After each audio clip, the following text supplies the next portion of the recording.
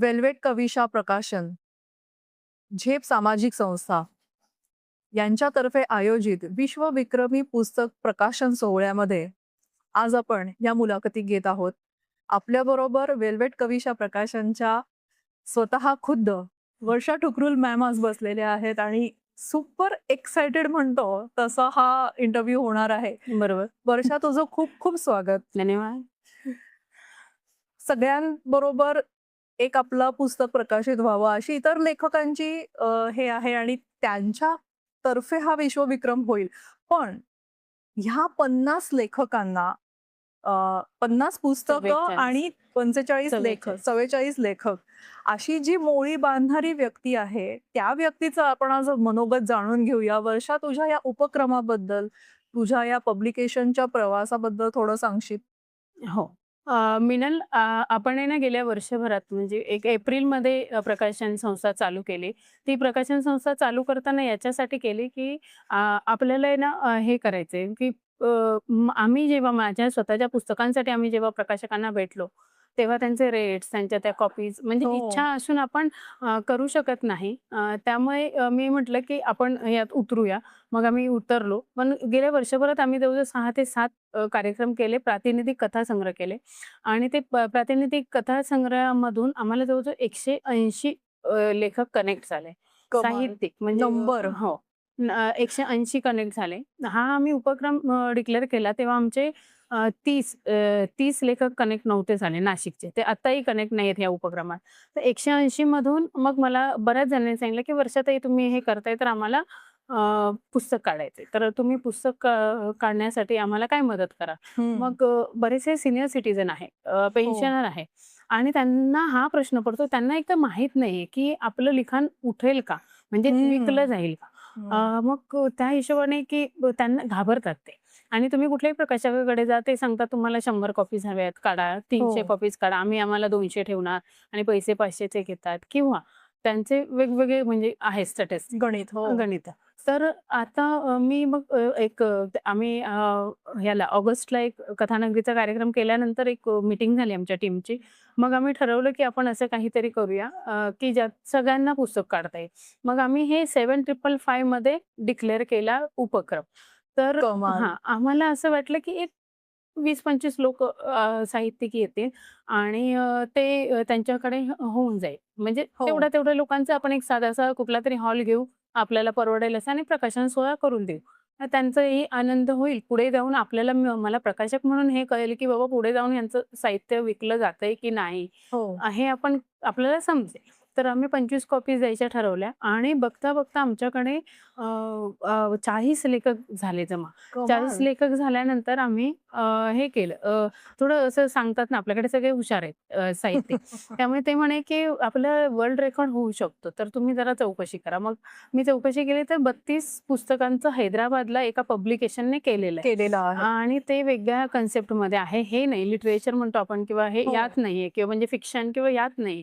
त्यांचं मला वाटतं इंडस्ट्रियलचं जे असतं ना काही लॉ ओके. वगैरे, तर ते बरं, बरं, 32 पुस्तकं झालेली. टेक्निकल आहे म्हणजे. टेक्निकल हो. त्याबद्दल आहे. साहित्यात झालेलं नाहीये. तर आमचा तर हा विक्रम झाला असता.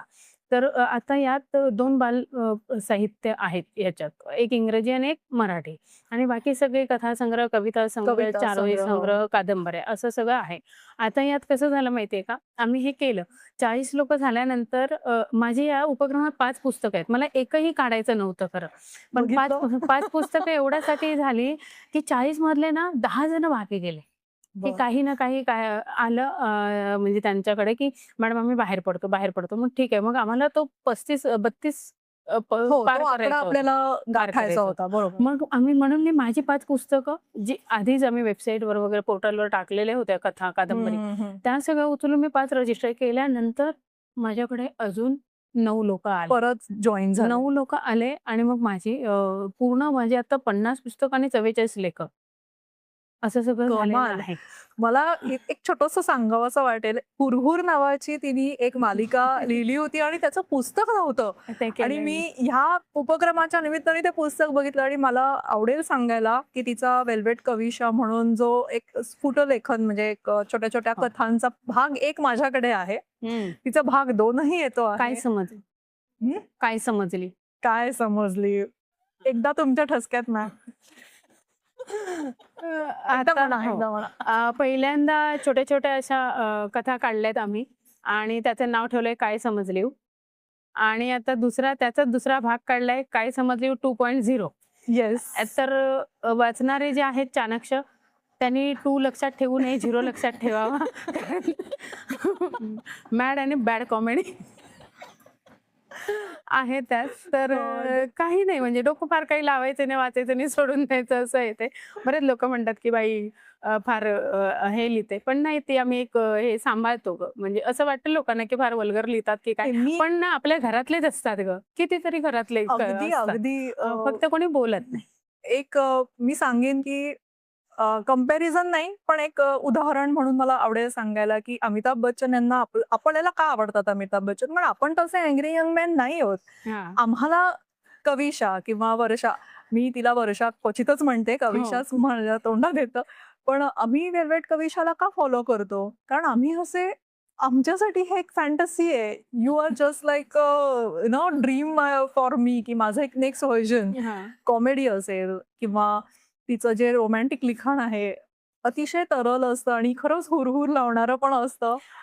कसं होतं माहिती का, आता तू किती शांत आणि छान आहेस, तर मला असं वाटतं, की जे आपल्याकडे नाही ना, ते वाटतं, ते की तसं आपल्याला व्हावं. हवं आणि असतं. तुला माहिती आहे का, म्हणजे तू जर हे विनोदी कथा संग्रह माझे दोन्ही वाचलेस, विनोदी. तर सगळे मैत्रिणींचे किस्से आहेत. म्हणजे आपण अगदी. मित्रांबरोबर असे नाही बोलत, तर त्या मैत्रिणींचे किस्से आहेत. आणि लोकं म्हणतात, की बायकांना काही विनोद समजत नाही. मला असं म्हणावंसं वाटेल, की बायकांचा विनोद समजायला ना तुम्हाला दुसरा जन्म घ्यावा लागेल पुरुषांना. त्यांचे इतके टॉप लेव्हलचे असतात ना, की कमाल असतात. की तुम्ही ना म्हणजे तिथपर्यंत विचार बापरे! आपली बायको पण असं हे किंवा आपली बहीण आपली आई असे जोक्स करते, तर करतात. ह्या खरोखर असे जोक्स होतात होतात, आणि घडत होतात. असतात या सगळ्या हुशार आणि असतात. हो आणि होतं. म्हणजे आहे त्यांच्याकडे फक्त काय होतं, की एक दबला गेलेला विनोद आहे तो त्यांच्याकडचा किंवा त्यांच्याकडचा जो सेन्स आहे कॉमेडी सेन्स म्हणतो, तर तो त्यांचा मागे राहून गेलाय.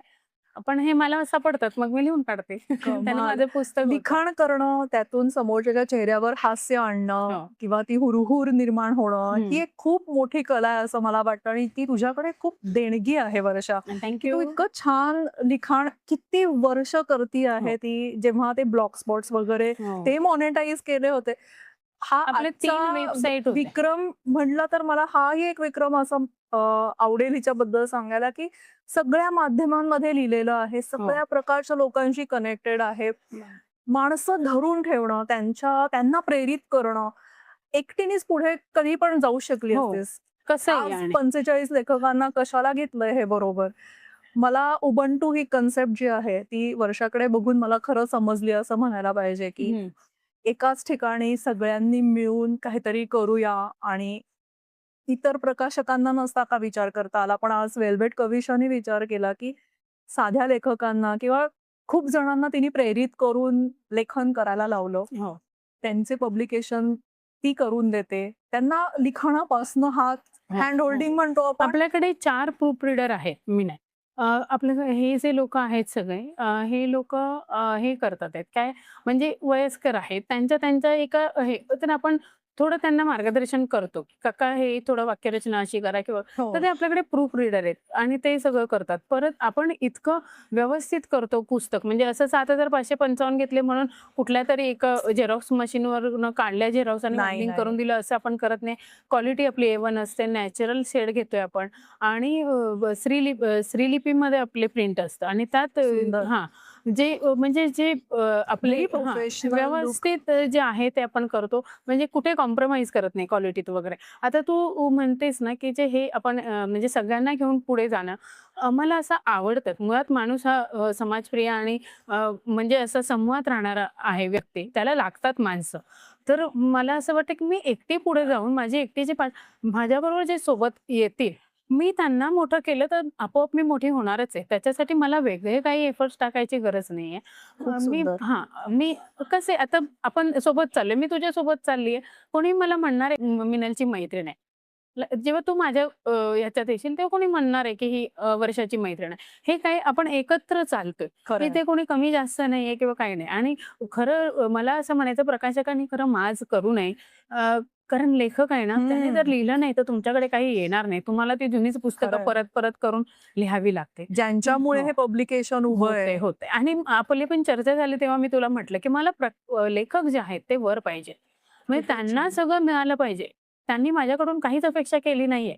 पण आपल्याकडनं त्यांना तो मान दिला गेला पाहिजे. कारण त्यांनी लिहिलं नसतं, त्यांची पुस्तकं आली नसती, तर आपण पब्लिकेशनला आपला काही अर्थ नाहीये, की आपल्यावर तेवढ्या लोकांनी विश्वास दाखवला. आता हा डिक्लेअर झाल्यानंतर आमचं रजिस्ट्रेशन झालं. जेव्हा वाह! आपण हं. एशिया बुकला सगळे लिस्ट वगैरे हो. पाठवली. त्यानंतर माझ्याकडे जवळ-जवळ 15 ते 20 लोकांनी इन्क्वायरी केली वाया-वाया. म्हणजे जसं आता नातेवाईकांना कळतं. आम्ही आधी डिक्लेअर नव्हतं केलं. नव्हतं केलं. तर ते वाया-वाया आलं त्यांच्यापर्यंत. तर आम्हाला करता येईल का? तर मग तेव्हा नाही म्हणायला लागलं. नाही तर तू ते जर घेतलंच सांगा, तर हे 65 ते 70 पुस्तकं तुला आज दिसली असती 100. बघा. हां. तर पुढचं टार्गेट तेच आहे. कारण आता इतके कॉल्स आणि इतके सगळं येतंय डिक्लेअर. आम्ही हो, 5 तारीखपासून हे केलं. कारण काही गाईडलाईन्स असतात. आपण जेव्हा लीगली काही हो. करतोय, तर त्याच्या गाईडलाईन्स असतात. त्यामुळे मी म्हणजे आपल्याला कन्सल्टंट आपल्याला कोणीतरी मार्गदर्शन आहे. करतं, मार्गदर्शक असतो आपला. तर त्यांना मी म्हणजे त्यांनी जसं सांगितलं, तर आपण 5 तारीखपासून केलं, पण इतक्या लोकांना म्हणजे वाईटही वाटलं, की तुम्ही आम्हाला आधी सांगितलं नाही. पण शक्य नाही 50 पुस्तकं तुम्ही 4-6 महिन्यात उभी करणं, उभी केलेली आहे. खरंच. इतकं इतकं खूप कठीण काम आहे ते. आणि म्हणजे सामान्य माणसाच्या आवाक्याच्या बाहेर आहे. आवाक्याच्या बाहेर. विचार सुद्धा आवाक्याच्या बाहेर आहे. तर हे करणं आज तू एवढी मोठी धुरा पेललीस. एक स्वप्नवेडी वर्षा मला हो. ह्याच्यातून बघायला मिळाली, की काहीतरी स्वप्न तिने दाखवलं. त्यामुळे इतके लोकं, इतके लेखक एका ठिकाणी आम्ही आज जमलेलो आहोत. तिचा आज इथे मला तिने इंटरव्ह्यू घेण्यासाठी एक हो. संधी दिली. मी उशिरा शेवटी म्हणायचं असतं, पण मला आता असं तुला खूप आभार मानावेसे वाटतायत, की इतक्या धन्यवाद. चांगल्या लोकांमध्ये आम्हाला तू आणलेलं आहेस. हं, अ, थोडंसं आपण वर्षाबद्दल जास्त जाणून घेऊया. हं. आपण प्रकाशन संस्था, आता आपलं एशिया बुक ऑफ रेकॉर्ड्स बद्दल आपण ऐकतोच आहोत. तुझा पहिला लेख आठवू शकतो? हो. मी पहिला लेख लिहिलेला जो होता म्हणजे एका हॉस्पिटलला मी गेलेले बरं. नातेवाईकांकडे. हं. तर तिथे एका बाळाची आई गेली होती आणि हं. त्याला दूध बाहेरून होतं आणि एका आईचं बाळ गेलं होतं. तर त्या 2 म्हणजे तिला पाहणं हं. थांबत नव्हता आणि वेड्यासारखी करत होती आणि ते बाळ आईच्या दुधासाठी, त्या मायेसाठी रडत होतं. तर मला असं वाटलं, की ही सांगड निदान हॉस्पिटलमध्ये असेपर्यंत तरी का नाही घातली या लोकांनी? तिने आई पण उपभोगलं असतं. त्याची आजी खूप त्या बाळाची आजी खूप हे होती, पेटीत पण होतं ते. तर ती बिचारी थोडं-थोडं समजा. पाजत होती. हे वाडिया हॉस्पिटलचं होतं. तो मी पहिला लेख लिहिला होता. मला वाटतं 2018, 19, 17-18ला काहीतरी लिहिला होता. आणि तेव्हापासून मग सुरू झालं. मग मला लक्षात आलं, की सामाजिक हे दुःख आहे. एका हं. आईचं मूल जाणं हं. किंवा एका मुलाची आई जाणं हे दुःख आहे आणि हे असं घडतंय समाजात. तर हे आपण आता लिहू नये. ऑलरेडी समाजात हे आहे. बरं, बरेच जण लोकं लिहितायत असं बरं. दुःख हं. किंवा सामाजिक कथा लिहितात आहे. तर आपण त्यात लिहू नये. मग मी थोडंसं विनोदी आणि रोमॅन्टिक असे दोन्ही बाजूला लिहायला सुरुवात केली. कारण ह्या घटना मला अस्वस्थ करतात. की मी तिथून त्या हॉस्पिटलमधून आल्यानंतर मला इतका हं. त्याचा त्रास झाला स्वतःला, की म्हणजे का असं पण मी वास्तववादी लिखाणापासून हो. सुरुवात तिथून केलीस, सुरुवात केली. पण हां. तू हे त्यानंतर चूज मी केलं हां. पर्पजली. त्यानंतर मी अजून एक लिहिलं होतं, की हं. कसं होतं मी एक एक पेग त्यालाही पिऊ द्या. बरं. अशा टायटलचं लिहिलं होतं. ज्याच्यावर मला भरपूर ट्रोल करण्यात आलं. माझा दुसराच लेख होता. आणि मी का म्हटलं, की आपण बायका जशा पटापट बडबड, बडबड, बडबड बोलतो. आईला सांगतो, हो, बहिणीला सांगतो हो. मनातलं अगदी, सगळं. अगदी. पुरुष तसं करत नाहीत आणि आपल्या घरी पुरुष असतात. मग आई असो, आपले बाबा असू देत, भाऊ असू देत, दादा असू देत, मामा, काका आपण बघतो, की ते असे भडाभडा बोलत नाहीत. नाही, व्यक्त होत तर नाही. त्यांना काय होतं थोडंसं स्ट्रेस रिलीफसाठी त्यांनी कधीतरी आठवड्यातनं 15 दिवसातनं एखादा पेग प्यायले, तर त्याच्यावर वितंडवाद किंवा असा वाद नका घालू, ठीक आहे. त्याला फक्त सांगा, की "तू तुझ्यासाठी पितोयस ना, ठीक आहे." पिऊन तो बोलतो खूप. प्यायलेला माणूस किती हं. बोलतो बघितलं का? तर तो मोकळा होतो. तर एखादा पेग त्याला पिऊ द्या. असं लिहिल्यावर मला कमेंटमध्ये लोकांनी सांगितलं, की "तुमचं डोकं फिरलंय का? दारूने किती संसार उद्ध्वस्त हो. झाले." आता दारूने संसार उद्ध्वस्त होतात माहिती आहे. तर आपल्याला एकच प्याला नाही करायचंय. खरंय. म्हणजे माझं तळीराम. म्हणणं सरळ आहे की की तुम्ही एखादा पेग प्या हम्म. जेणेकरून तुम्ही बाहेर कधी प्या, 2 महिन्यातनं प्या, 3 महिन्यातनं प्या. बायकांना पेगची गरज लागत नाही कारण त्या अशाच आहे. म्हणून तो लिहिला पण तो माझ्या विरोधात गेला आणि मग नंतर विनोदी आणि म्हणजे इकडे तुला वळला. सुरुवातीलाच ट्रोलिंगचा खूप, अनुभव खूप. आला आणि आता तू त्यामुळे एकदम टोलवा टोलवीला नाही, तयार ट्रोलला आहेस. तुला सांगते ट्रोलर्सला मी भीक नाही घालत.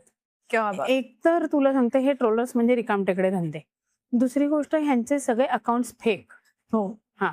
हे कोणीच रिअल नसतात. म्हणजे फेक म्हणजे नाव जरी असेल तर ट्रोल करताना ते डुप्लिकेट नावानेच करतात. भले करतात. त्याच्यात 550 असू दे. हे किंवा सगळं. ह्यांना भाव द्यायचाच नाही. आपण खरंय. इथे नेट आपला वापरतोय. वर्षभराचा आपल्याला 3,500-4,000चा रिचार्ज पडतोय 1 अगदी, जीबी अगदी. 1 जीबी नेटसाठी. तर त्यामुळे ट्रोलर्सला भाव देऊ नये. आपण चालत राहावं. सचिन पिळगावकर सारख्या माणसाला इतकं ज्याने मराठी चित्रपटसृष्टी झाली त्या माणसाला लोक मागे पुढे बघत नाही, काही बोलतात. हो. इतक्या वयात ते लोक आल्यावर आत्ता तर आपण काय राहिलो? हो ना. आपण कोण आहोत? हे आहे. लेखनाबरोबर टेक्निकल गोष्टी जसं आता तिच्या बोलण्यातून उल्लेख आला की हर्डल्स पण असतात. ट्रोलिंग हा एक वन ऑफ द एक पार्ट आहे असं समजूया. एशिया बुक ऑफ रेकॉर्डसाठी रजिस्ट्रेशन करणं, त्यांच्या पूर्ण नॉर्म्स मध्ये त्यांना हे सगळा कार्यक्रम बसवणं, बसवणं. हे पण एक चॅलेंज होतं. खूप मोठं. त्यासाठी खूप तयारी आधी करावी लागली होती. त्याच्यात पण एक छोटासा माझा सहभाग होता. सो म्हणून मला ह्यातल्या निटी-ग्रिटीज ज्या म्हणतो की ह्यातले जे बारकावे आहेत ते हळूहळू कळता आहेत. त्या सगळ्या बारकाव्यांवर मात करत करत आज आपण इथे वर्षाबरोबर बोलत आहोत. वर्षाला एक असं विचारायचंय मला की लेखनामागे तुझी प्रेरणा काय आहे? कसं आहे माहितीये का, एकतर स्वभाव फटकळ आहे. काही वाटेल ते बोलायचं. पण लग्नानंतर काय झालं, सासर इतकं शांत आणि निवांत आहे की ते तुला फट म्हणणार नाही. ठीक आहे, तुला हे नाही ना पटत आहे, तू नको कर. तुला हे पटते तर हे कर. इतके सरळ आहेत. मग अशा वेळी काय होतं, आम्ही बहिणी बहिणी जेव्हा राहायचो तेव्हा कसं व्हायचं, बाहेर कुठे काही झालं तर ते शेअर करायचं किंवा आपण असं तनतन करणं जे म्हणतो, राग काढणं, हो. ते काढता यायचं. ही लोक माझ्या घरचे सासरचे इतके खूप शांत आणि छान आहेत ना की त्यांच्यासमोर राग काढला तरी मला असं वाटतं हे हर्ट होते. त्यामुळे मग काय झालं, लिखाण मला आधीपासून येत होतं. मी महाराष्ट्र टाइम्सचे ते हो. सिरियल्सचे म्हण किंवा काही ना काही त्यांचे ते असतात ना एक हे टाकत होते, पण फार कमी टाकत होते. पण नंतर असं झालं की लिखाण वाटलं मला की आपण आता करावं, जे बाहेर बघतोय त्याचा ताण आपल्यावर येऊ नये आणि घरच्यांना त्याचा त्रास होऊ नये. म्हणजे त्यांचा काही दोष नसतो आणि आपण उगाच येऊन त्यांच्या समोर टंडन करायचं, त्यापेक्षा आपण लिहावं. तर मग ते नियमित लिखाण सुरू झालं आणि माझे बाबा लिहायचे.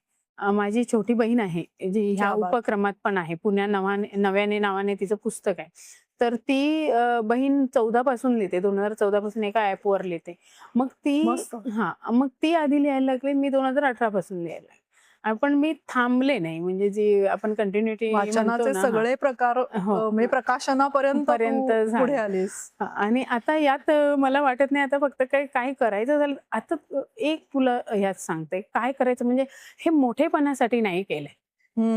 कळलं? माझ्या बरोबर जर आज 10 वर्षाच्या वयापासून 77 वर्षाच्या वयापर्यंत लेखक आहे किंवा साहित्यिक माझ्यासाठी आहे, तर त्यांना हे आयुष्यात एकेकाला हे नसतं जमलं करणं. खरंय. तर आपण एकत्रितपणे करतो. आम्ही हा सोहळा वाटून घेतोय.